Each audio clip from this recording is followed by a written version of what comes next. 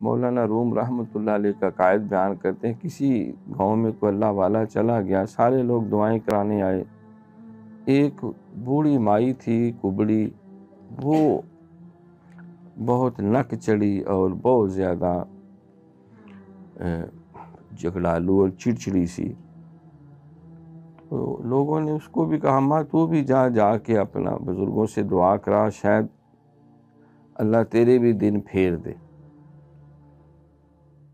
تو وہ بوڑھی اماں جو ہے لوگوں کے تانے سن سن کے تنگ آ گئی کہ چلو منہ رکھنے کے لیے جانا چاہیے.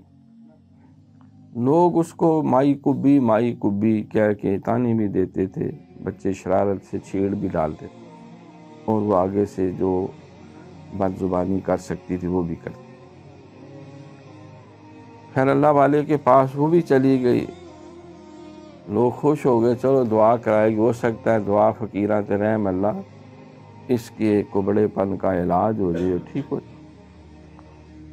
تو اس نے کہا پیر جی دعا کرو میرے واسطے.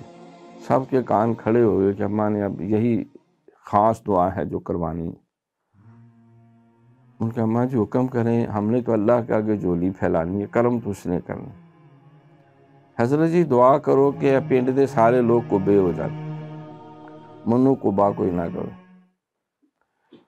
تو سارے کبڑے ہو جائیں تو مجھے کوئی کبڑا نہیں کہے گا. اس پہ مولانا روم فرماتے ہیں کہ شر پسند یہ نہیں چاہتا کہ میں شراب چھوڑ دوں،